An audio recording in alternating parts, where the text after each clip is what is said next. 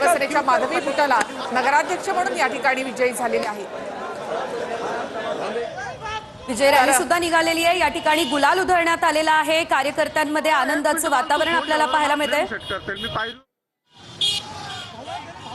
विजयी उमेदवारांचा गुलाल या ठिकाणी उधळला जातोय। मुक्ताईनगर मधली ही दृश्य आपण पाहतो।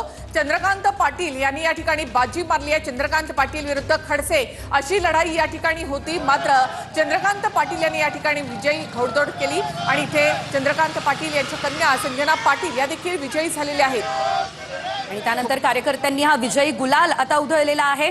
निकाल हे स्पष्ट होत असतानाच विजय मिरवणुका निघण्यास सुरुवात झालेली आहे। चंद्रकांत पाटलांच्या मुलीचा विजय झाला आणि खडसेंना हा मोठा धक्का बसलाय। मुक्ताईनगरमध्ये चंद्रकांत पाटलांच्या मुलीचा या ठिकाणी विजय झालाय। खरं तर राष्ट्रवादी या निवडणुकीच्या रिंगणामध्ये नव्हती, मात्र भाजप विरुद्ध शिवसेना अशी लढत या ठिकाणी झालेली होती। मात्र तरीही अर्थात मुक्ताईनगरमध्ये चंद्रकांत पाटलांच्या मुलीचा या ठिकाणी विजय झालेला आहे।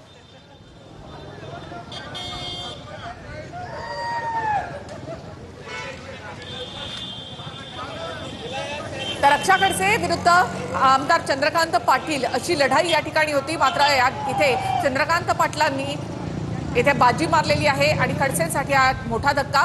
राष्ट्रवादीचा उमेदवार या ठिकाणी नव्हता, मात्र रोहिणी खडसे स्वतः रक्षा खडसे यांच्या बाजूने या ठिकाणी प्रचाराच्या रिंगणामध्ये उतरलेल्या होत्या आणि इथे चंद्रकांत पाटलांनी बाजी मारली असून त्यांची मुलगी देखील या ठिकाणी विजयी झालेली आहे।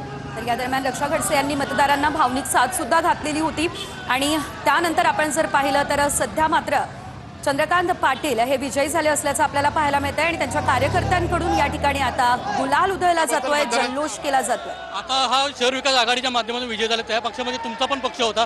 उद्धव ठाकरेंना तुम्ही काय फोन वगैरे केलाय का? उद्धव ठाकरे आमच्या उमेदवारांचं अभिनंदन करणार आहेत आणि आम्ही उद्धव ठाकरे पक्षाबरोबर आहोतच। पक्ष आमचा वेगळा आहे, भूमिका वेगळी आहे।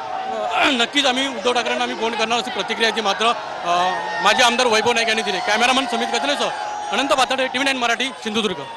तर वैभव नाईकांची ही प्रतिक्रिया आपण पाहिली। शहर विकास आघाडीमध्ये ठाकरेंची शिवसेना देखील सहभागी होती। संदेश पारकर यांचा या ठिकाणी विजय झालेला आहे। संदेश पारकरांना निलेश राणे यांनी देखील पाठिंबा दिलेला होता। तर अंदरमध्ये भाजपचा जल्लोष, उमेदवार या ठिकाणी विजयी झालेत। भाजपच्या राजन पाटलांच्या सून प्राजक्ता पाटील या ठिकाणी नगराध्यक्ष म्हणून निवडून आलेले आहेत। या ठिकाणी नगर परिषद ही अखेर बिनविरोध झालेली होती। अनगरची निवडणूक अत्यंत गाजलेली होती। विजय झाला, नगरसेवक बी खूप काही निवडून आलेले। हे केवळ बाळासाहेबांच्या आशीर्वादानं, शिवसैनिकाच्या मतदाराच्या आशीर्वादानं, एकनाथ शिंदे साहेबांच्या आशीर्वादानं, श्रीकांत शिंदे साहेबांच्या सगळ्याच्या सहकार्यानं हे पैठण नगर परिषदेवर हा एक हाती भगवा फडकलेला आहे। छत्रपती शिवाजी महाराज की जय।